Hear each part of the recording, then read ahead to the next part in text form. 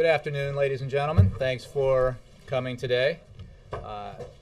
As you can see, I have guests with me. I'm proud and happy to have with me on my left the Secretary of the Interior, Ken Salazar, and on my right, Heather Zeichel, Deputy Assistant to the President, top advisor on energy policy to the President. They're here to talk about the blueprint for a secure energy future, the one-year progress report that was provided to the President today. What I'd like to do, as you know, when I have visitors like this, is have them speak to you for a few moments at the top, for you to address the questions you have on their issues at the top, and then we can allow them to exit, and I'll take questions on other subjects. And with that, I think I'll turn it over to Heather, and we'll get started. Thank you. As Jay said, the President today received a new progress report showcasing the administration's historic achievements in securing our energy future. The accomplishments in the report, which represent the efforts of 6 federal agencies, underscore the administration's commitment over the past 3 years to promoting an all-hands-on-deck, all-of-the-above approach to American energy and building a more secure energy future. I want to discuss a couple of the highlights. A year ago, the President set a bold but achievable goal of reducing oil imports by a third in little over a decade. Thanks to booming U.S. oil and gas production, more efficient cars and trucks, and a world-class refining sector, we've already cut net imports by 10%, or 1 million barrels a day in the last year alone. And with the new fuel economy standards the President announced last year, we're on pace to meet our goal by the end of the decade. Speaking of those fuel economy standards, the Obama administration's put in place the first ever efficiency standards for heavy-duty trucks. And as many of you know, we proposed the toughest fuel economy standards for passenger vehicles in U.S. history, requiring an average performance of 55 miles per gallon by 2025. Over time, these new standards will save consumers more than $8,000 over the life of the program. We've also doubled renewable energy generation, developed advanced alternative fuels, and supported cutting-edge research and development in clean energy technologies. To speak a little bit more about our role in expanding domestic oil and gas production is Secretary Salazar. Thank you very much, Heather. I think it's important for all of us to note that the domestic oil production is at an 8-year high in the United States of America. Domestic gas production is at the highest level that we have seen in recent memory. And as Heather just said, we are importing the lowest amount of oil that we have in 16 years to the United States of America. For me, for my time as a U.S. Senator and watching this debate now over the last 30 years, remembering back in 2008 when we were importing 57% of our oil from foreign countries, to today, when in 2011 we're importing only 45%, is a dramatic achievement and one that we are very proud of. On the level of activity that we have underway in the United States, we had a 55% increase in the number of rigs that were operating in onshore for both oil and gas, as well as a significant number operating in the Outer Continental Shelf, including in the Gulf of Mexico, where the Gulf of Mexico is back to work again and oil and gas production is taking place there.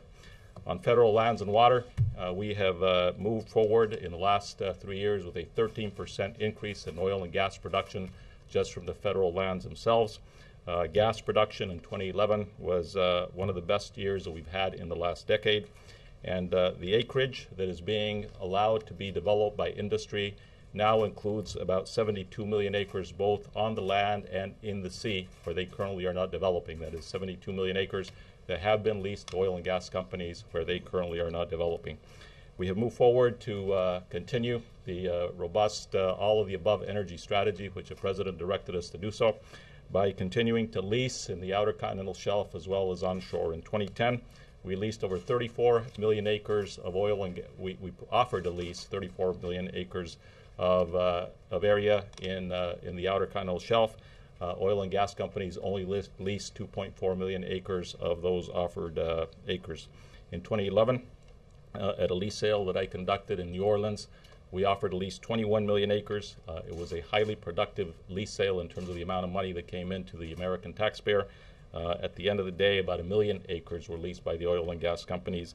And in 2012, this summer, we will plan on moving forward with the additional lease sale of over 30 million acres.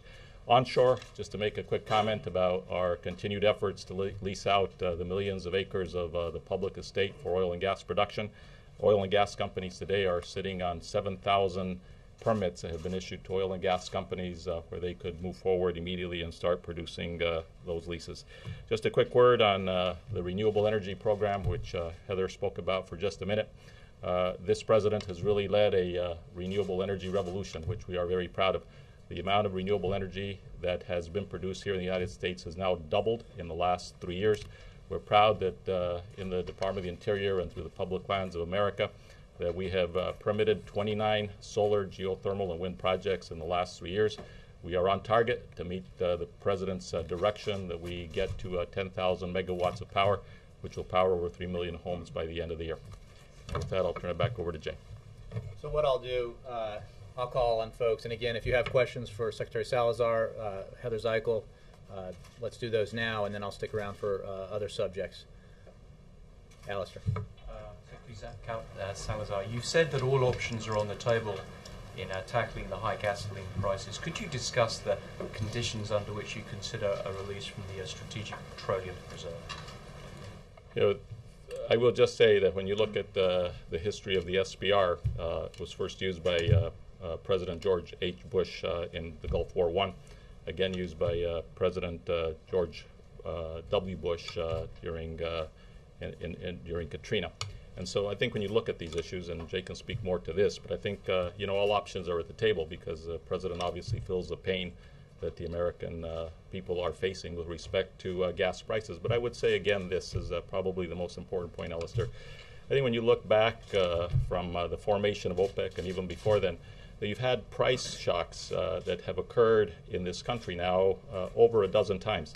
And every time you have oil and gas price shocks occurring, you have all the political rhetoric in the country rising to the highest volume that it could be raised. What this president has done from day one is to move forward with a kind of energy policy and strategy that includes the all of the above energy program that we're implementing, because that's the only way that we're going to get to a point where we stop having the kinds of price shocks and disruptions that we've been seeing since the formation of OPEC, and in fact even before the formation of OPEC. So does a rise in price meet the strategic threshold for release from this program? Yeah, I'm going to have Jay answer the question because he has been working more specifically on that issue. You want to take it? Yeah. I'm sorry, sir. Alistair, as you know, the President has said, as the Secretary just said, that he looks at all options, and all options remain on the table in terms of a strategy to deal with the near-term issue of high gas prices. But we're not going to talk about the SPR with any specificity. And I would simply note that the President is very cognizant of the impact that the high prices at the pump are having on American families as they struggle to make ends meet. It's a reminder of why it was so important to extend the payroll tax cut, which by putting an average of $1,000 extra in the paychecks of the average American family is helping those families, 160 million Americans, helping them deal with higher oil and gas prices. He is also making sure that the Department of Justice has reconstituted the working group that's going to make sure that no fraud, speculation, price gouging is taking place in the country as a result of these higher oil prices. And he will continue to review other options. He has also said, because it is a simple fact, that any politician who pledges to the American people that he or she has a three-point plan to cut the price of gasoline to $2 or $2.50 is not on the level. You guys know it. Such a plan does not exist, at least not such a plausible plan.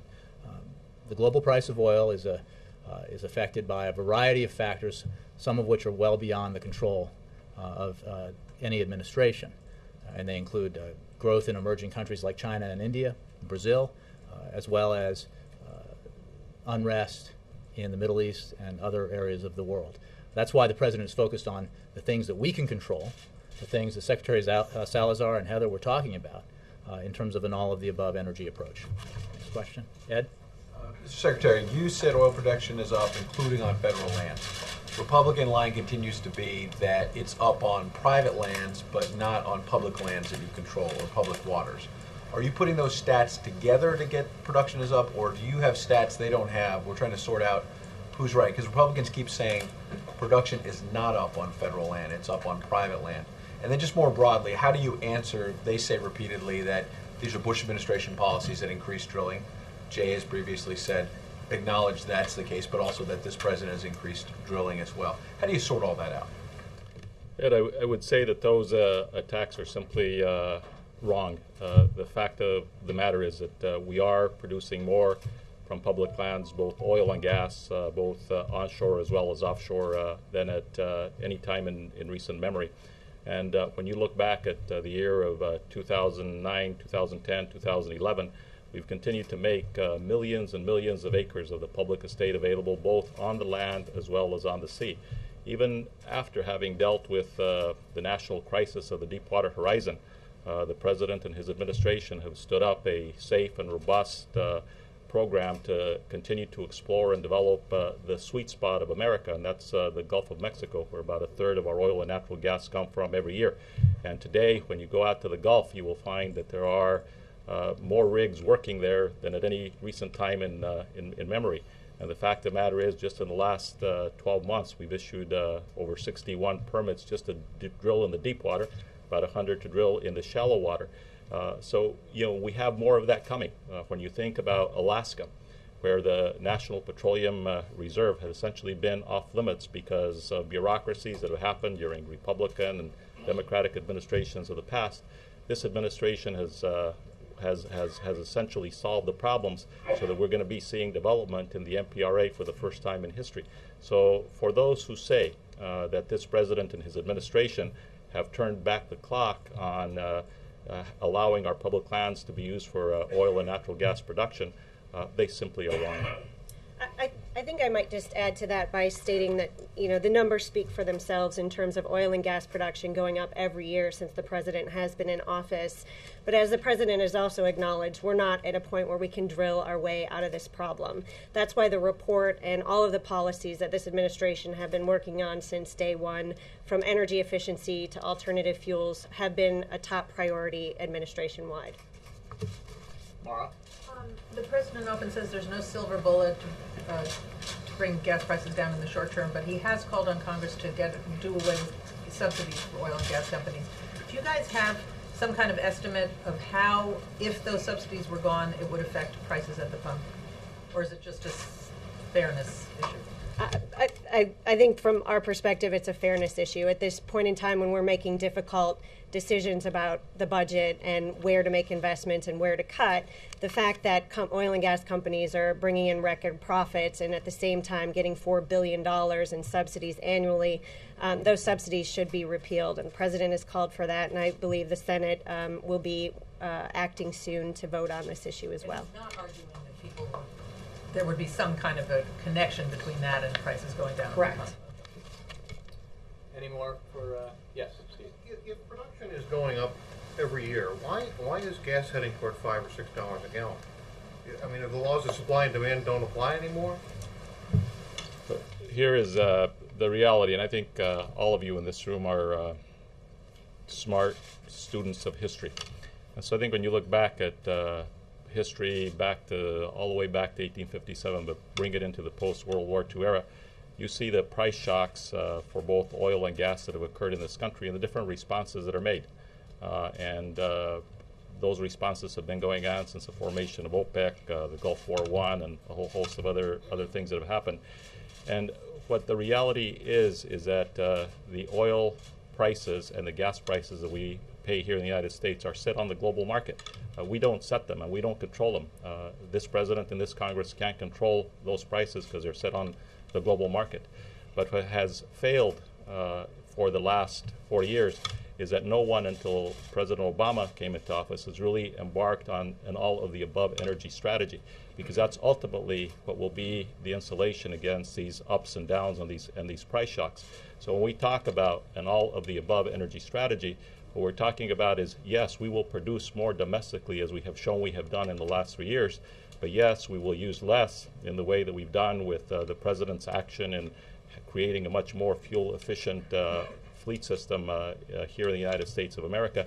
And yes, we will move forward with alternative energies and alternative fuels like biorefineries or the powering of much of our electrical needs in the United States through what we're doing with solar, geothermal, and other forms of renewable energy.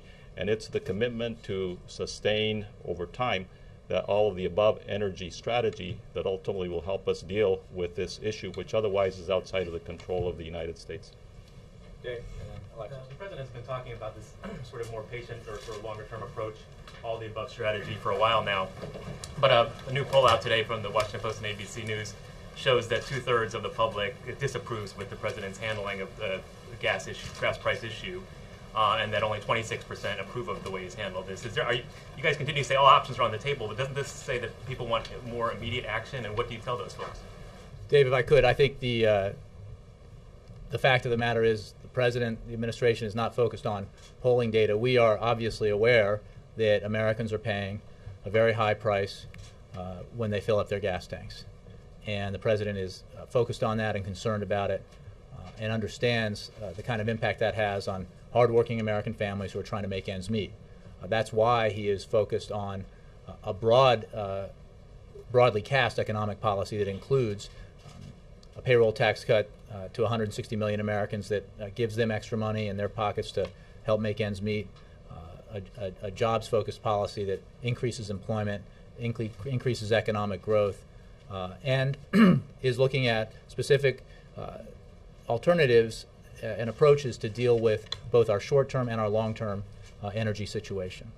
But it is a fact, and this goes to the question that Steve had about why the price of oil is up, that if drilling were the answer, if increasing drilling were the answer in the United States to lowering prices at the pump, we would be seeing lower prices at the pump because under President Obama, we have increased significantly domestic oil and gas production.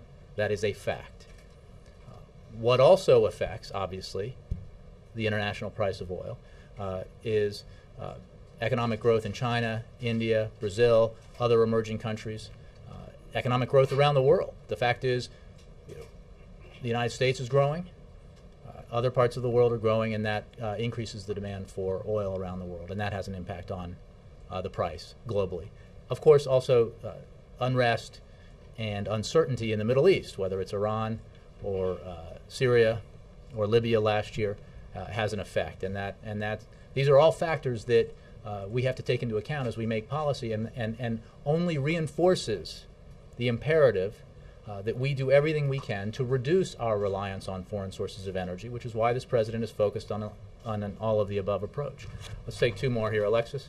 Mr. Secretary, you just said that the administration was successful in solving some of the problems so that oil production can take place in Alaska. And my question is, do you feel confident that the administration could resolve similar problems and impediments so that Keystone could take place under this administration's watch? Well, let me just say something about Alaska first. I think the MPRA had basically been off limits for a long time, but because we've been able to move forward, we expect ConocoPhillips actually to start a play there in the not too distant future in terms of developing the MPRA. And also, I think in the months ahead, we're in the midst of reviewing what will happen up in the Arctic seas as well. Have not made the final decisions there. But those have been debated for a very long time, but I think they are indicators that the administration has tried to look for oil and gas production for a lot of different specifics related to the country and its energy needs, but also to Alaska and the Trans-Alaska pipeline. On the Keystone pipeline, I would just say this: the President never reached a judgment on the merits because it didn't come here, but it was the State Department, and they never reached a judgment on the merits. You had a Republican governor who I know who was very opposed to the initial configuration of that pipeline, and we're still waiting to receive the application on the new pipeline. And so I think if people were to put politics aside, what they would say is TransCanada should come forward, put its proposed pipeline route on the table, and then have the process engaged so that it can be formally evaluated and a decision can be made on the merits. And I would just add to that, one of the things we were encouraged by is the fact that the Cushing, Oklahoma to Port Arthur section of the pipeline will be going forward. And from our perspective, that's certainly an opportunity to create jobs, but also to address an energy challenge in Cushing. We have a glut of oil. We'll be able to move that oil more efficiently and effectively. And that's a portion of the pipeline that's not controversial that we can get started with. The President has asked where the federal government has a role that we expedite the work that we have to do, and we're committed to doing that. But again, that is one pipeline. And this administration has actually approved a number of oil and gas pipelines, including one from Canada. So, whether it's oil and gas or what we've done in the renewable sector or with our infrastructure, this administration has a record of success. Yes, sir. A distinguished gentleman in the back. Yeah. Yes, I was wondering what the administration calculates the jitters premium, uncertainty in the Middle East, to be in the price of a barrel of oil today. The API says it's 15%. I hear it's much higher.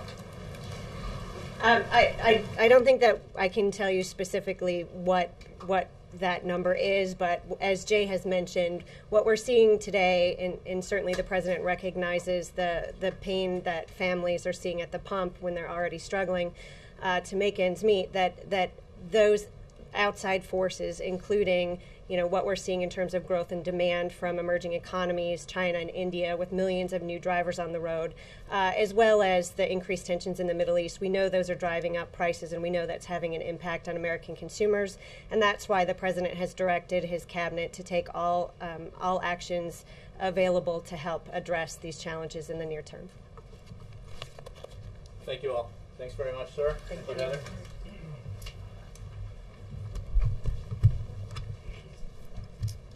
Okay, with that, we can move on to other subjects or even stay on this subject. Ben, do you have a question? Yeah, a couple about the civilians in Afghanistan who were killed by the American soldier. Did you have a statement on that you wanted to read, or should I just jump in? No, go ahead. Okay. So, first of all, is this incident one that the President fears puts Americans in jeopardy there? Well, the President is always concerned about the well-being and welfare of Americans stationed overseas, especially in a place like Afghanistan, both men and women in uniform as well as our civilian personnel. And that is certainly the case in Afghanistan. For specifics about what actions may be being taken by the military or by the civilian presence there, I would refer you to the State Department or the Defense Department, specifically with regards to the aftermath of this incident. But you can be sure that the President remains very concerned about that and will continue to be so. Does this incident affect the President's thinking at all about the pace of withdrawal of American troops? I think it's important to remember, Ben, that the President's policy in Afghanistan, which was announced after a very careful and thorough review of a war there that had, under the previous administration, begun to drift, that lacked a coherent set of priorities and goals, has been to focus on our number one priority, which is to disrupt, dismantle, and defeat al-Qaeda. And in service of that objective, to help stabilize Afghanistan to the point where Afghan security forces can begin to take over responsibility for the safety and security of that country. Because, after all, there is one reason why U.S. forces were sent to Afghanistan, and that is because the United States was attacked on September 11, 2001, in a plot that was hatched in Afghanistan by al-Qaeda leaders. That remains his objective, and that has not changed. And it is important to remember that as part of that strategy, the President has been, and ISAF forces have been, drawing down already. After the surge in forces have been drawing down, as announced previously. And that will continue.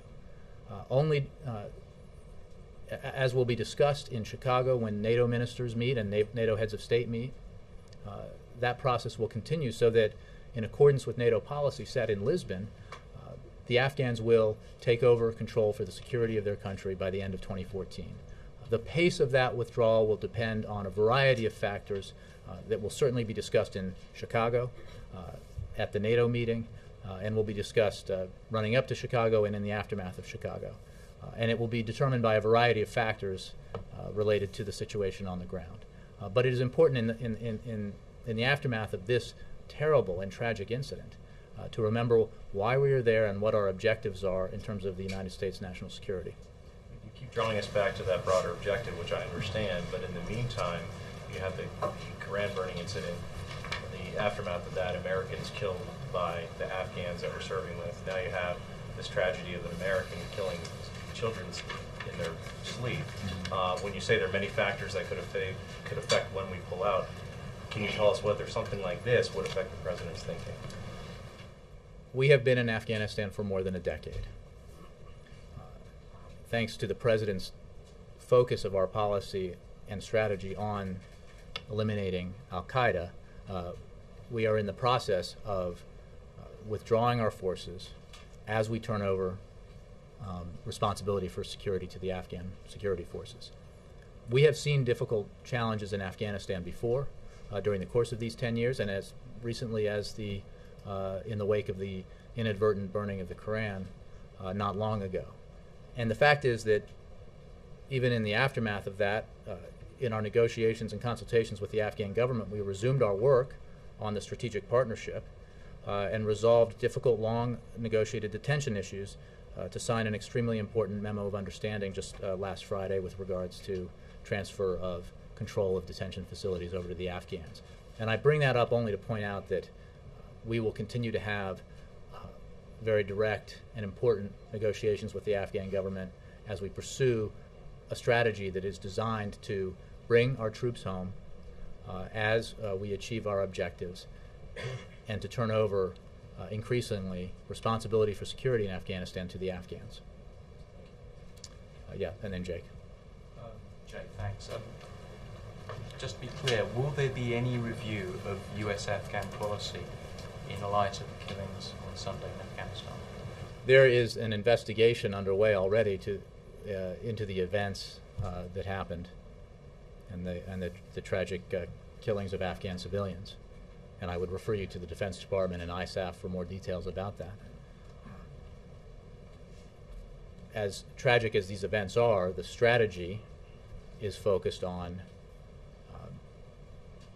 disrupting, dismantling, and defeating al-Qaeda, stabilizing Afghanistan so that Afghan security forces can take responsibility for the security of their own country, which would allow us to continue to draw down our forces. And that is the strategy and the policy that the President is implementing. I'm sure there will be discussions ongoing between U.S. military leaders as well as civilian leaders in Afghanistan and the Afghan government in the wake of this incident. But our strategic objectives have not changed, and they will not change. And we will continue to discuss with our Afghan counterparts the need to implement our strategy and develop that strategic partnership that will allow us ultimately to turn over responsibility to the Afghans. Is the President worried that the incident could harm his own standing with the American people who are worried about America's role in Afghanistan? The President is focused on the national security interests of this country. And when he was campaigning for this office, he made clear that if elected president, he would refocus attention on our efforts in Afghanistan, attention which had flagged because of the focus on Iraq under the previous administration, because he felt that our number one objective in the wake of 9/11 should be to eliminate al-Qaeda. The development and implementation of his Afghanistan strategy was meant to do just that, refocus our priorities, make clear what we are in Afghanistan to do, and make clear that we are not there to do more than that. He has focused very clearly on the implementation of that strategy, and it has, I think, by any standards, met with some success with regards to diminishing al-Qaeda. But that fight continues. And this president is committed to fulfilling his responsibility as commander-in-chief to ensure that al-Qaeda does not pose a threat to the United States or its citizens. Jake, and then Alexis.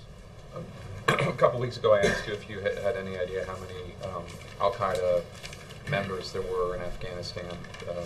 It had been under 100 a couple of years ago when then CIA Director Panetta said, do you have an updated number? I don't. I mean, that's probably an intelligence assessment that if I did have it, I might not be able to share with you. But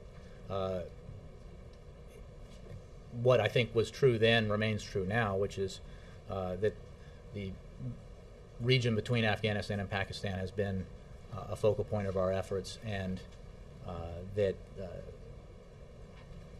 the goal of the Afghanistan strategy has been to both go after and remove from the battlefield leaders of al-Qaeda, but also to create a situation in Afghanistan that makes it inhospitable to the hosting of al-Qaeda in the future. And that effort continues. Well, okay, here's the larger question. Even though the tens of thousands of U.S. troops who are there are brave and heroic and doing what they're asked to do, do you think that the presence of U.S. troops in Afghanistan right now is actually making it more stable and less hospitable for al-Qaeda, or is it doing the exact opposite? I don't think there's any doubt that we have had success in the implementation of this strategy in making life a lot harder for al-Qaeda. And that has been a direct result of the president's approach in Afghanistan and Pakistan. I really don't think anybody could doubt that. There is no question that this is hard, that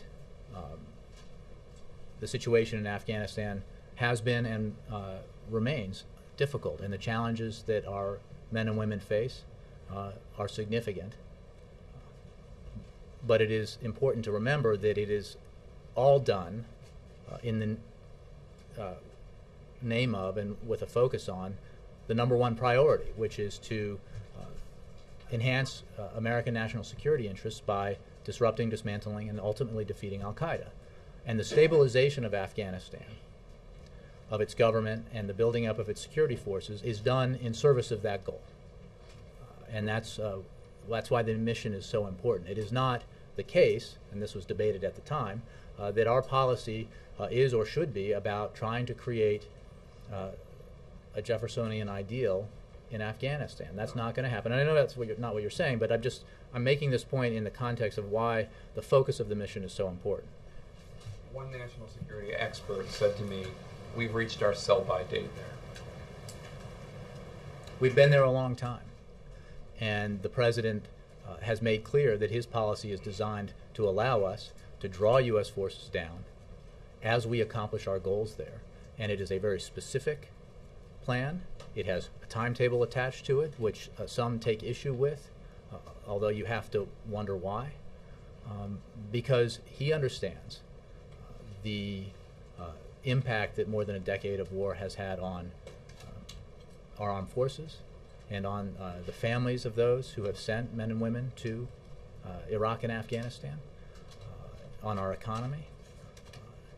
And that is why it was so important to him when he was developing, in that deep dive that you remember, an Afghanistan strategy, that we get it right, that we have the right priorities and the right focus, and a process in place by which to achieve our goals and draw down forces, and that is the president's plan. Right, but at this point, no concern within the White House that the presence of U.S. troops, even though most of them, almost all of them, are doing what they're asked to do, is not doing more harm than good right now. I'm confident that we believe that our presence there is having the desired effect in the implementation and achievement of our objectives, the implementation of the plan and the achievement of the objectives. There are obviously difficult challenges that we face in Afghanistan, and incidents like this do not make it any easier, no question. I think I said Alexis, right, and then I'll go to Dan. What role does the president want the Afghanistan and our the government of Afghanistan, the people, to play in the investigation and then the meting out of justice related to this event? For the investigation and the specifics of that, I would refer you to the Defense Department and ISAF. The President is confident that and believes it is important that there be accountability for what happened. And the Defense Department is clearly investigating this matter, and I refer you to them for details. Say anything about the role that he wants Afghanistan to be able to play? I have not, and I think that the United States military is investigating this matter, and we have confidence in the Defense Department to handle it. Yes, Dan. So just to clarify again, this shooting will not impact the timetable for withdrawal of your troops from Afghanistan? No, it will not, Dan, because the strategy is focused on the objectives that I have laid out a couple of times today and certainly previous to today. And those objectives haven't changed. We will continue to work with the Afghan government, with Afghan forces in the implementation of our strategy. We will investigate this tragic incident and make sure that there is accountability. And we will continue to pursue our strategic objectives in Afghanistan, which are about the U.S. national security interest and the protection of the United States, our personnel, and our allies. A lot has been said over the past about the trust between the U.S. forces there and the Afghan forces. Is there concern at all that this could further impact the skepticism between the U.S. and Afghanistan? Well, I would probably suggest that the best people to answer that question are the Defense Department or in Afghanistan, both military and civilian. This is a challenging time, there's no question. The focus of our policy is designed to hand over greater authority to and responsibility to Afghan security forces and the Afghan government. I think that demonstrates that our interest is not in staying any longer than we have to. It is a strategy that fully respects the sovereignty of the Afghan nation and the Afghan people. And we will continue to focus on the implementation of that strategy, to continue to focus on taking the fight to al-Qaeda. There is a reconciliation process, Afghan-led, that is an important element as we move forward. And all of these aspects will continue. Another matter here. In 5 counties in southern Illinois, I'm told, were denied disaster aid from FEMA, and I'm wondering why. From Illinois? Because of tornadoes and other storm damage there, they've requested disaster aid. It's been denied, and I'm wondering if you can tell us why. Well, Dan, as you know, the process by which FEMA evaluates requests for disaster declarations is the same no matter which state makes the request. And the criteria that allow for the approval of a declaration for Kentucky, for example, are the same criteria that may result in a denial, at least for now, to another state because those they haven't been met, and it is judged based on those objective criteria that the state in question has the wherewithal to handle storm recovery on its own. But FEMA has a lot of regional offices, a lot of presence on the ground in these affected states, and the evaluation process continues, and our efforts at the federal level to assist those states that have been affected by these storms will continue. Yes, Mara. Quick question. Is the president still planning on going to watch the basketball game tomorrow? That's still... His schedule has not changed. Okay. And just to follow up on the Afghan questions, because you seem to be saying 2 different things. I just want to get this clear. First, you said to Dan, no, it will not have any impact on the timetable, but earlier you said the pace of the withdrawal will be determined by a variety of factors. we have to assume this is one of the factors that the NATO ministers will discuss. Well, a couple of points. I think you're finding a distinction that doesn't exist. The focus of our overall strategy is not in reaction to a single event, and any more than it was 2 months ago. The evaluations of the pace of the drawdown will continue based on a variety of assessments made by U.S. military leaders as well as leaders of our ISAF partners. And I think my point to Dan was that this incident does not change the strategic imperative that is embodied in the President's strategy. You said he wouldn't change the timetable, which Well, is I quite don't believe different it than the will goal. change. Let me be clear. I do not believe that this incident will change the timetable of a strategy that was designed and is being implemented in a way to allow for the withdrawal of U.S. forces, to allow for the transfer of lead security authority over to the Afghans, and a process that will be completed no later than the end of 2014. And the discussions about the pace of that drawdown have been ongoing, as I think Secretary Panetta discussed not long ago, as he was having discussions with fellow defense ministers, and will certainly be a subject of discussion among heads of state in Chicago at the NATO meeting there in May. Kristen, and then I want to move around a little bit. Yeah. Thanks, Jay. Turning to Syria, you have said repeatedly that Assad's fall is imminent, and yet, according to recent reports, U.S. senior intelligence officials have said that Assad actually holds a strong position in Syria. So, do you continue to argue that his fall is imminent, and if so, how? What's the Recent reports of citing anonymous sources are saying whatever they're saying. Well, look, we believe that as the president, the uptick in violence. Well, there's no question that Assad continues his brutal assault on his own people. There is no doubt about that. We continue to believe that it is not a matter of if, but when Assad will be removed or remove himself from power. His legitimacy has certainly long since been lost. And we are working with a broad coalition of partners around the globe who believe, as the United Nations Security Council resolution made clear, that there needs to be a transition in Syria. There needs to be, first, a cessation of the brutal assault on the Syrian people, and then a transition that allows for the greater fulfillment of the aspirations of the Syrian people.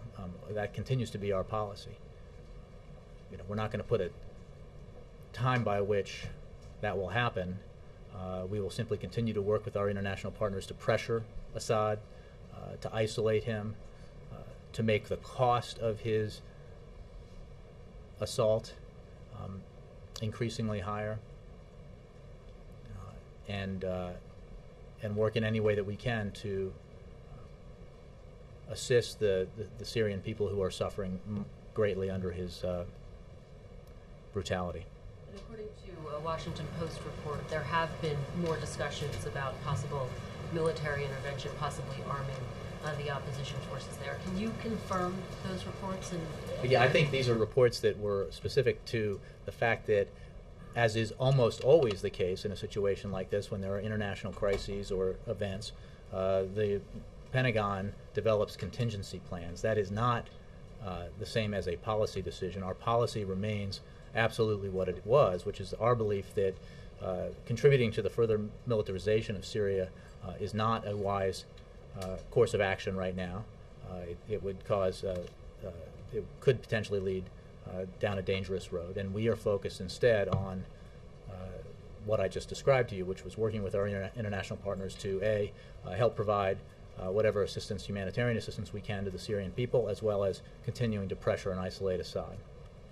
I don't know if Terry Gruca is here. Yes, Terry, did you have a question? I did. From Austin, Texas. Back to your energy policy talk. I know last week there were some congressional hearings about alternatives, Mm-hmm. and one gentleman in the crowd had talked about how alternatives are great in theory, but it's difficult to get Americans to buy them, in part because they're so expensive right now. How do you fix that? Well, the president's approach in his all-of-the-above energy policy is to invest in clean energy technologies so that they become industries that create jobs in this country, not just overseas, and in ways that help reduce the price of alternative energy. A good example is our increasing share of the international market in advanced battery technology. As greater breakthroughs are made in advanced battery technologies, the cost of those batteries declines, which results in a reduced price for the vehicles that use those batteries, and obviously that savings is passed on to the consumer. It is simply a fact in the world that we live in that someone will dominate the alternative energy markets, alternative energy industries, like wind, solar, biofuels, advanced batteries. The President believes that those are quality industries that create well-paid jobs, and he believes they should be here in the United States. That we should not change our reliance on foreign sources of oil to a reliance on foreign sources of alternative energy. And moreover, we create those jobs here, and we reduce our dependence on foreign sources. So it's a win-win. That's why you have to have this long-term strategy, because as he and others have said, we have 2% of the world's oil reserves. We consume 20% of the world's oil. There is no way, with those two facts in front of you, that you can drill your way out of the problem that we have. You have to do more than just drill. You have to drill. You have to increase drilling. You have to increase production. The President's committed to that. But you have to do everything else as well, and that includes not just advanced batteries or biofuels or wind and solar. It means granting the first permit to build a new nuclear power plant in the United States in 30 years, which this administration has done. It's an all-of-the-above approach. Some people argue, though, that that's why gas prices will not, there's not really a push to lower gas prices because you need gas prices to be high in order to get people to buy. Well, that is categorically false. This President is absolutely committed to reducing, to doing everything we can to mitigate the effect of high gas prices on American families and to lower gas prices. What he is not willing to do is to look the American people in the eye and claim that there is a strategy by which he can guarantee the price of gas will be $2.50 at the pump. Any politician who does that is lying, because that strategy does not exist. It is a simple fact that there is no such plan that can guarantee the price of oil or the price at the pump. You have to have an all-of-the-above approach. And that all-of-the-above approach can limit the effects or reduce the effects of high gas prices on Americans. It can also, importantly, reduce our dependence on foreign oil so that when there are fluctuations in the oil, the price of oil internationally, we are more insulated from the effect of that. Yes, Roger. Thank you. Pat Roberts, the highway bill in the Senate, Pat Roberts has introduced a package of amendments that basically revisits that package that was defeated last week. The President was making calls last week to make sure that was defeated. I was wondering if he's making calls again on this. I don't have any additional calls to report. I would say, as I said then when that report emerged, that the President has conversations with members of Congress with some frequency, and we don't read all of them out. Let me give others a chance. Mr. Noller. Jay, what was the reason for the President's meeting with Mayor Bloomberg a few weeks ago? They speak from time to time. The President appreciates the Mayor's insights into matters of policy. He appreciates the Mayor's leadership on issues like immigration, the economy, and other issues. And he enjoyed the lunch that they had here. A job interview, perhaps? It was not a job. Second term? Absolutely not. No, they were focused on policy matters.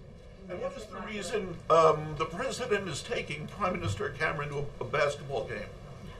Well, because I think it's an opportunity for the President and the Prime Minister to spend some time together outside of the official trappings of Washington and the White House, and an opportunity for the President to show the Prime Minister a slice of American life. You know, March Madness is just getting started.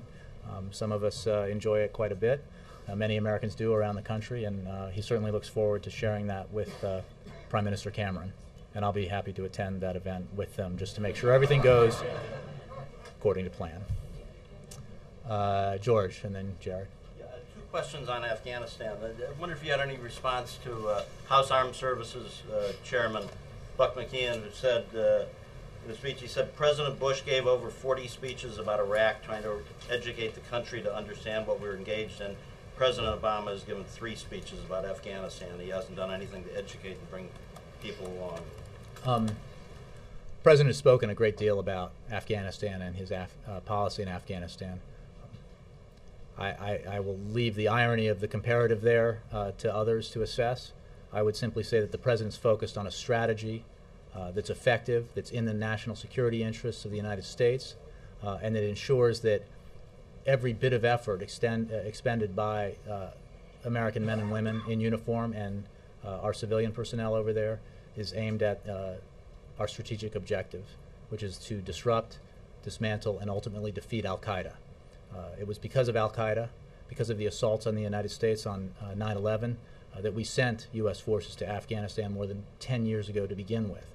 And it is thanks to President Obama that we refocused our strategy on the reason why we were there to begin with. And it is because of that that we are in the process of drawing down forces in Afghanistan, in the process of transferring responsibility for security to Afghan security forces, and in the process of supporting an Afghan-led process of reconciliation, which would has the hope of, or creates the hope of, a political resolution in Afghanistan, which is absolutely required for the long-term stability of that country.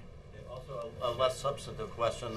How did it come about that the President was in the car when he had the conversation with Karzai? Is that just when the call was returned?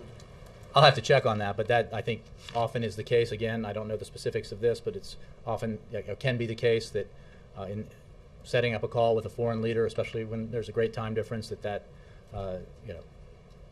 when it goes through, you want to make sure you get the call and you have the call if it works for both leaders. That's why he sometimes has those conversations on Air Force One, and sometimes when he's in the car.